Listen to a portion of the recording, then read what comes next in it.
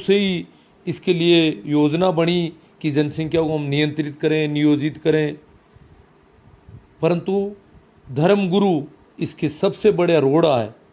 वो जा करके लोगों को उकसाते हैं दूसरे तरीके से, जनसंख्या वृद्धि को प्रोत्साहित करते हैं, परिवार नियोजन जैसे राष्ट्रीय कार्यक्रम को सीधा सीधा नुकसान पहुंचाने वाले वक्तव्य देते हैं, और राजनेता उनके चारों ओर आताजोड़ी करते घूमते हैं। ये नहीं कहते भैया अरेस्ट करेंगे आपको।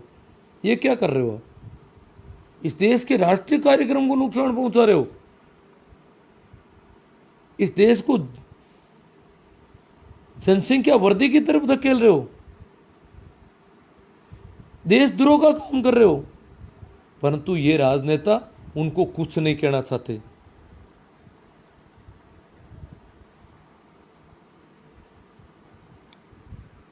ये जाके कहते हैं अल्लाह देता है, भगवान देता है बच्चे, गॉड देता है। भगवान अगर बच्चे पैदा करता है तो तुम बंद क्यों करते हो? ये जाके सिखाते हैं लोगों को। भगवान दे रहा है बच्चा, बंद करने का तुम्हें कोई अधिकार नहीं है। ईश्वर के मार्ग में बाधा मत बनो। ये भगवान का कार्य है बच्चे पैदा करना, तो तुम बाधा क्यों बन रहे हो? भैया भगवान का कार्य तो शुरू से आदिकाल से है, परंतु मृत्यु दर भी एक साथ साथ चलती थी। हम जो पुराने बुजुर्ग हैं उनको पता है। और जैसे पहले आप भी अगर अपनी दादी परदादी किसी को पूछोगे तो पता लगेगा कि उनके 10-10, 12-12 संतानें पैदा हुई थी, 15-15 संतानें पैदा हुई, उनमें से ज़्यादातर मर गई। कईयों के तो 10-12 हुई, 10-12 पूरी खत्म हो गई। कईयों के 2 बच गई, कई के 5 बच गई, कई के 1 बची। इस प्रकार तो इतनी मृत्यु दर ज़्यादा थी कि वो ज़्यादातर संतानें मर जाती थी। परंतु चिकित्सा, आधुनिक चिकित्सा पद्धतियाँ आई और छोटे बच्चों की मृत्यु दर बिल्कुल घट गई और बड़े वालों की भी कम हो गई। आदमी की औसत आयु में बहुत अधिक वृद्धि हो गई। ये कारण है। अब जो जनसंख्या बढ़ी, अभी परिवार नियोजन काफ़ी चला, पर एक तो औसत आयु बढ़ रही है, तो इसकी वजह से भी जनसंख्या बढ़ रही है। चलो औसत आयु बढ़नी चाहिए, ये गलत नहीं है, परंतु जन्म दर मृत्यु दर के बराबर आनी चाहिए। मृत्यु दर जितनी घटती है वहीं जन्म दर आ जानी चाहिए, और उससे कम हो तो और भी बेहतर है। हमारी जन्म दर देश आज़ाद हुआ तब 1000 के पीछे 40 से ऊपर थी, मृत्यु दर भी 40 से ऊपर थी। कोई बढ़ने का कोई दुख नहीं था, जन्मते थे मर जाते थे, सब सही था, एकदम संतुलित चल रहा था।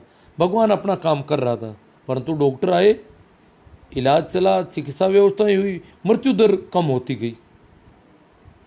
मृत्यु दर कम होती गई तो एकदम देश, जो देश 33 करोड़ 36 करोड़ था आज़ादी के समय, एकदम से 54 करोड़ 68 करोड़, और इस प्रकार हर 10 वर्ष में बढ़ता गया बढ़ता गया। चिंता हुई देश के नेताओं को जो चलाते थे, और उन्होंने इस प्रकार के कार्यक्रम किए कि भाई ये जो है जन्म दर भी कंट्रोल की जाए मृत्यु दर के साथ साथ। यही जिम्मा डॉक्टरों को सौंप दिया कि तुम लोग जाओ और जन्म दरों को कंट्रोल करो।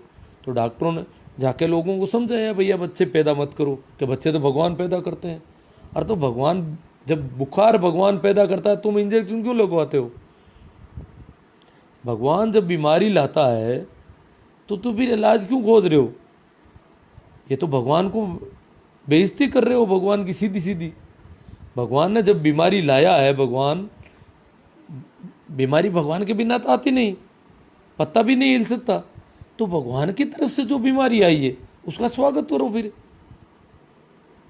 पूरे भगवान के भरोसे हो जाओ, प्रकृति के भरोसे हो जाओ। और अन्यथा अगर बीमारी को आपने कम कर दिया है, बीमारी को रोका है, कुपोषण को रोका है, बच्चों को मजबूत किया है, उम्र बढ़ाई है, उनकी आयु बढ़ाई है आदमी की, तो जन्म दर भी कंट्रोल की जानी चाहिए। जब तुम दवाई लेते हो, इलाज करवाते हो, भगवान को अंगूठा दिखा देते हो कि मार ले, मैं तो इंजेक्शन लगवा लूँगा।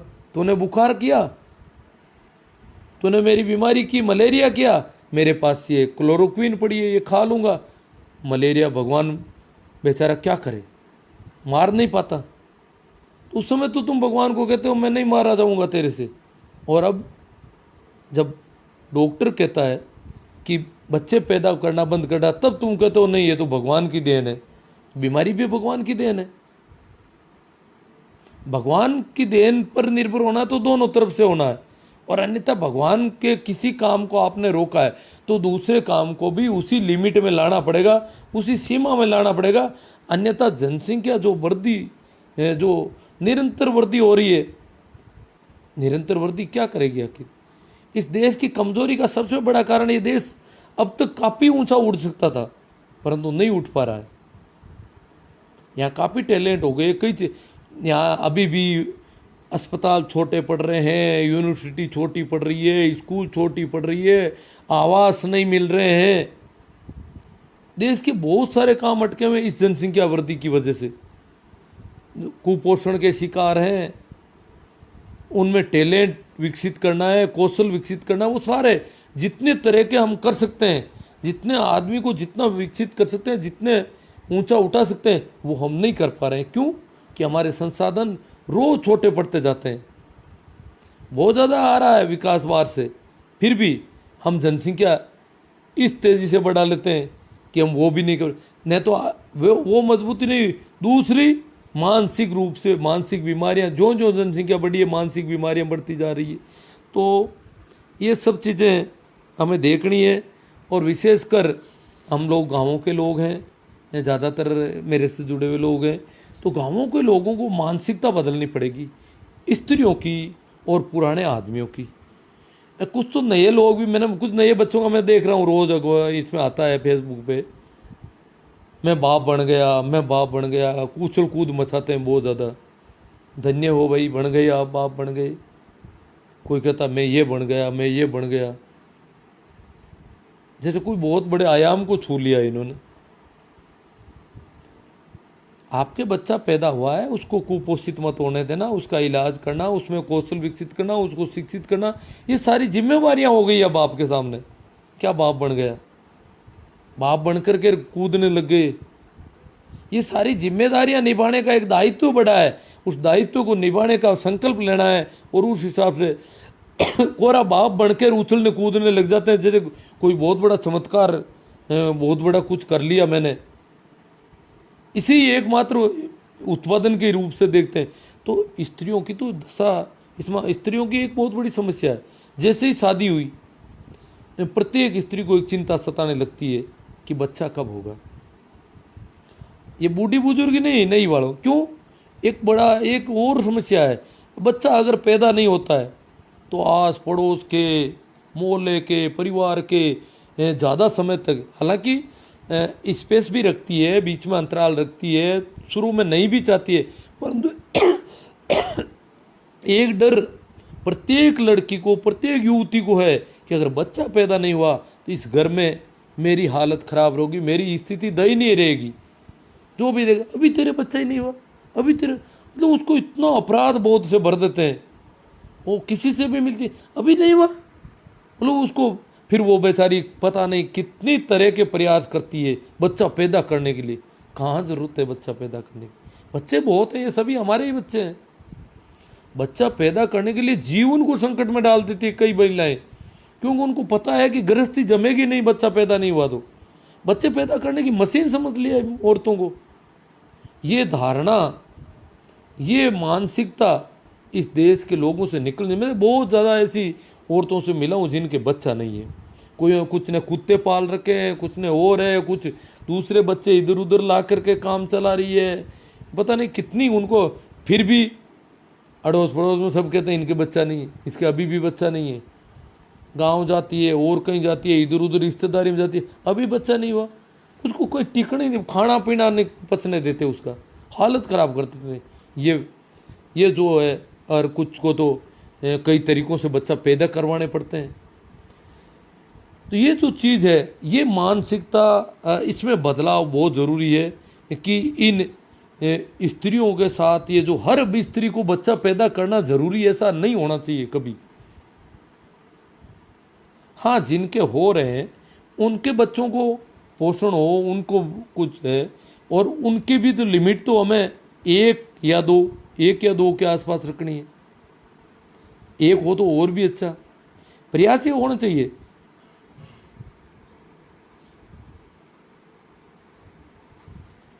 तो मैंने अपनी वार्ता वैसे रख दी, मैं इतने ही पॉइंट देख पाया था। आप में से हाँ, जन्म लेते ही फेसबुक फोटो, हाँ, तो अब मैं इन पर कोई कमेंट आए हैं तो उन पर बात कर लेता हूँ।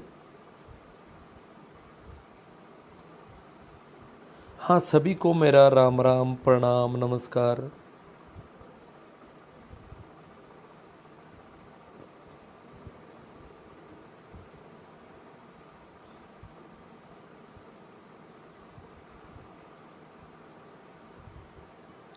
हाँ, देखो चेनाराम जी सिर भी है, मास्टर साहब जी बोलते हैं बढ़ती जनसंख्या अभिशाप है या वरदान है। हाँ, कभी वरदान थे, वरदान देते थे ना, ये ऋषि मुनियों का यही काम था, बच्चे पैदा करने का ही। ये बच्चा पैदा करने के डॉक्टर थे एक तरह से, तो ये वरदान ही देते थे बच्चे। वरदान हमारे शास्त्रों में सारा लिखा हुआ है, वरदान से बच्चे पैदा होते थे, वरदान दिया करते थे। परंतु एक सीमा तक वरदान होता है, कोई भी चीज सीमा से ज्यादा जब हो जाता है, जब अभी जनाधिक्य समस्या है, जनसंख्या की कमी कोई समस्या नहीं है, जनसंख्या पहले से ही ज्यादा है। तो आज के समय में ये वरदान नहीं, वरदान था, आज भी वरदान है जहां पर नहीं है बच्चे, परंतु हमारे यहाँ की स्थिति ऐसी नहीं है कि जनसंख्या वृद्धि हो। हम खतरे के निशान से बहुत आगे निकल गए हैं। ये मानसिक बीमारियां जो इतनी ज़्यादा हो रही है, वो इस बात के संकेत हैं कि जनसंख्या वृद्धि के खतरे का निशान बहुत पीछे छूट गया है, और वहाँ तक पहुँचना तो बड़ा मुश्किल। हम और भी खतरे में जाते जा रहे हैं, जैसे कोई नदी तटबंध तोड़ने लग जाती है चारों ओर से। ये स्थिति हमारे देश की। इसलिए चेनाराम जी सर, जनसंख्या, बढ़ती जनसंख्या अब वरदान नहीं है, अब बहुत बड़ा अभिशाप है, और इस देश की तो प्रमुख राष्ट्रीय समस्या है।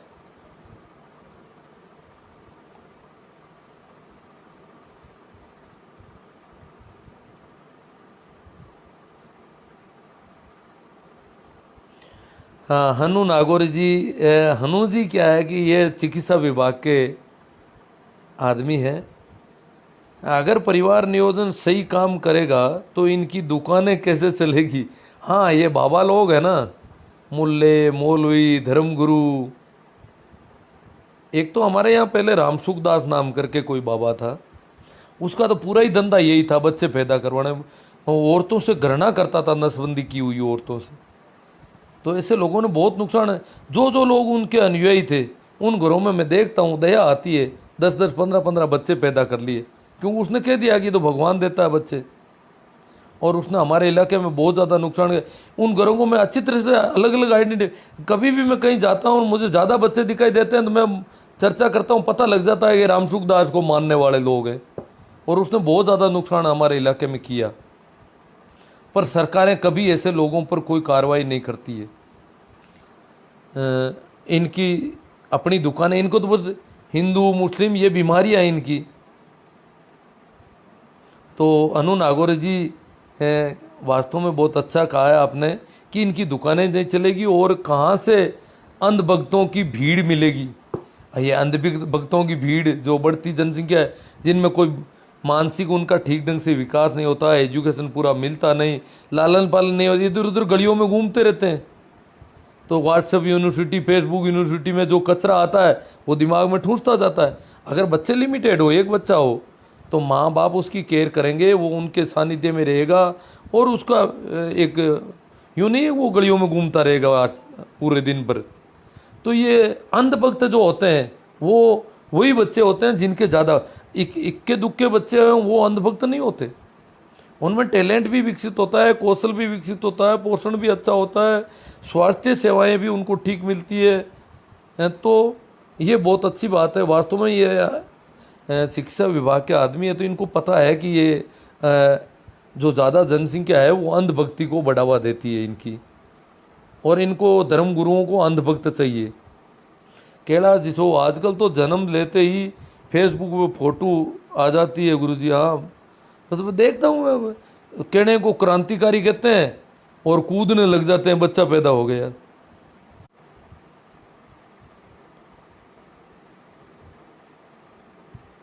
मैं दादा बन गया। रूपा चौधरी, हमारा कोई लक्ष्य नहीं है साहब, हम सिर्फ भारत की जनसंख्या का एक आंकड़ा मात्र है। हाँ सही बात है, हम जनसंख्या के आंकड़े हैं बस, लक्ष्य कुछ है ही नहीं इस देश का। ये देश महाशक्ति बनेगा बातें करने से थोड़ा ही बनेगा। इस देश में का विकास कैसे होना, वैसा कुछ नहीं है ज़्यादा। भगवान शक, सत्य क्या है गुरुजी कृपया करके बताइए। यार सत्य सत्य वाली तो मैं जानता नहीं जी। जो भी बोला जाता है, संतों ने कहा है, जो भी बोल दिया जाता है वो झूठ हो जाता है। तो सत्य तो बिल्कुल मूक है, बिना बोले ही होता है।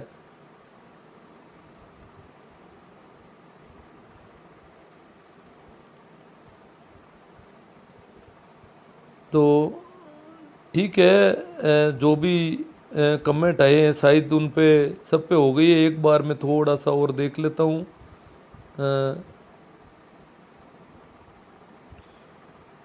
मैंने सोचा इस पे विवाद ज़्यादा हो जाएगा, विवाद तो नहीं हुआ, ठीक है।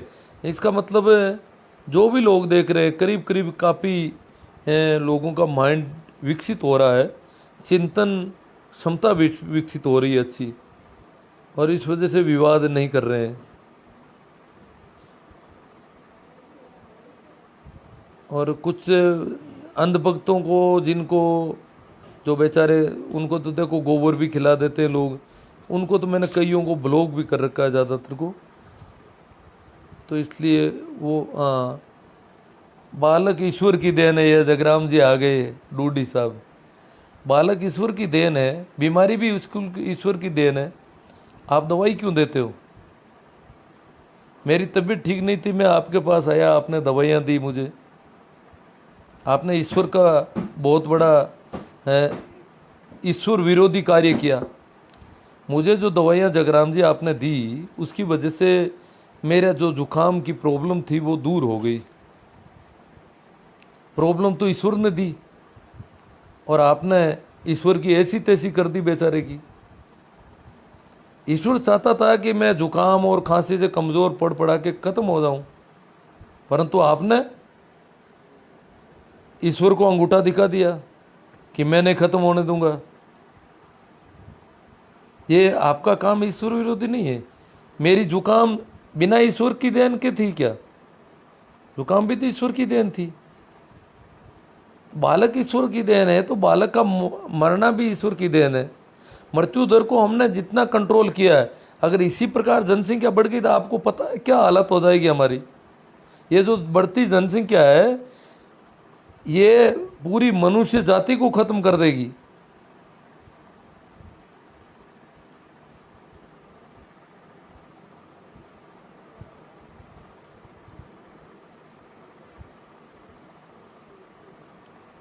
ये कमेंट इधर उधर रह जाते हैं भाई। शीश राम जी मील है, ये कह रहे हैं कि अगर परिवार नियोजन हो गया तो चमचे और अंधभक्त तो पैदा होने ही बंद हो जाएंगे। बात तो सही है। अब देखो, चमचे और अंधभक्त एक ही है, वैरायटी है ये तो। वो क्या है कि उनकी पूंछ हिलाते घूमते हैं, चापलूसी करने वाले लोग, तो ये तो पैदा ही नहीं होंगे। फिर इनके बिना ये चोर नेता क्या करेंगे बेचारे? देखो, इन्होंने तो नेताओं को चोर ही कह दिया सभी को। तो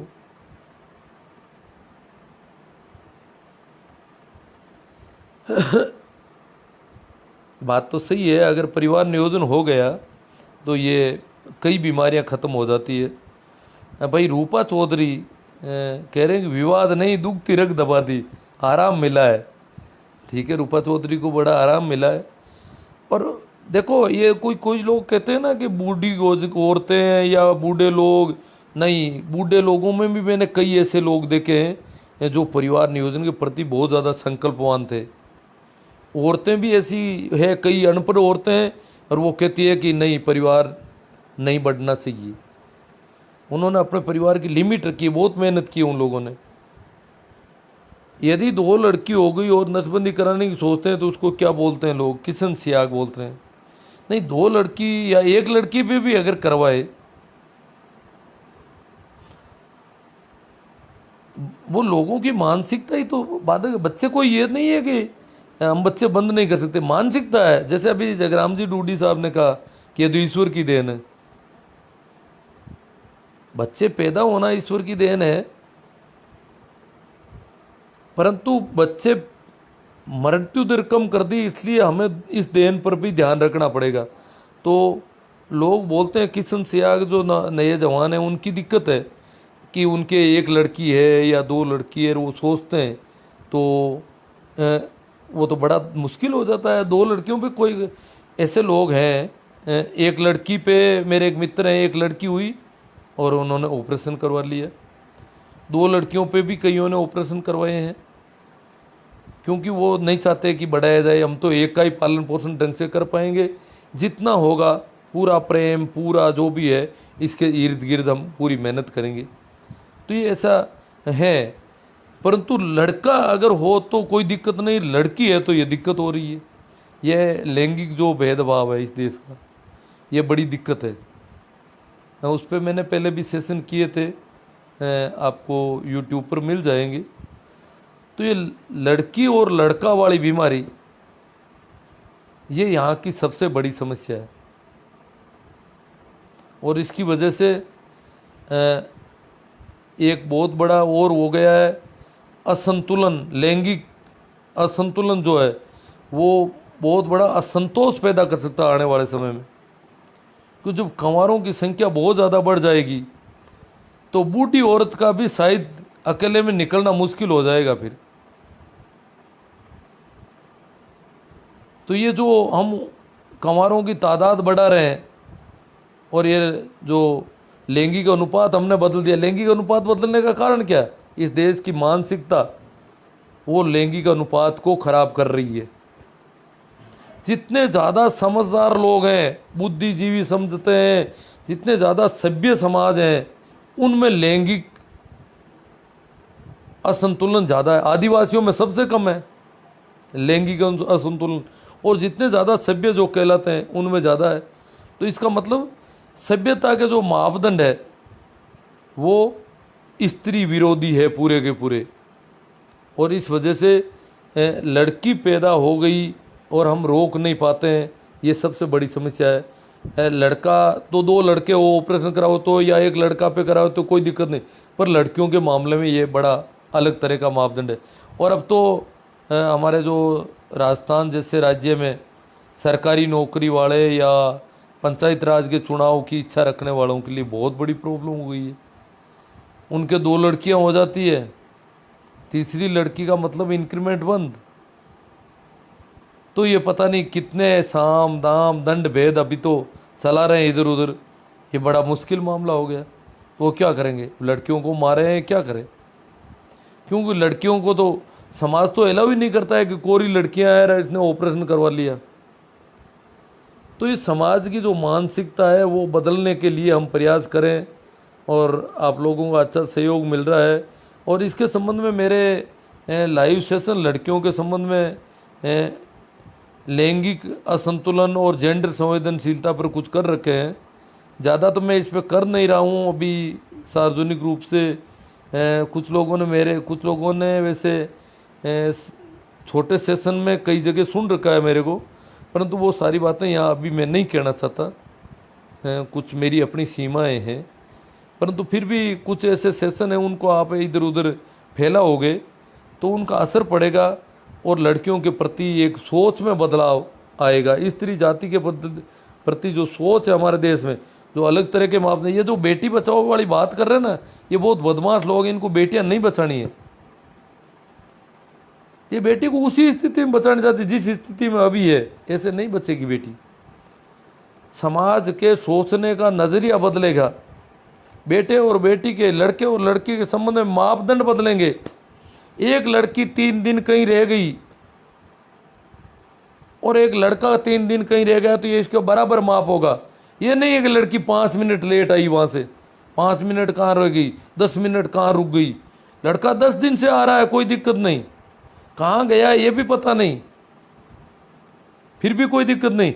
और ये 10 मिनट कैसे लेट हो गई, कहाँ रुकी थी, 10 मिनट कहाँ, बताओ 10 मिनट का हिसाब। ये मापदंड है, ये समाज की अलग है। एक लड़की कहीं किसी के साथ में घूमने चली जाए 4 दिन के लिए, तो ये अभी हमारा समाज अलाउ नहीं कर सकता किसी भी कंडीशन में। ये मापदंड अलग है, लड़के के लिए नहीं है ऐसा। लड़का चाहे 10 मिनट लेट हो, घंटा लेट हो, रात को घूमो, दिन को घूमो, कभी भी घूमो, इधर जाओ, कहीं भी जाओ।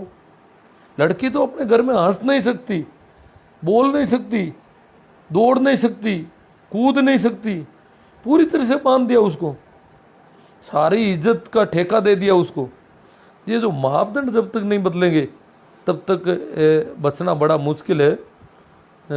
ये जो बेटियों के पक्ष में जो वातावरण है वो बड़ा मुश्किल है बनना।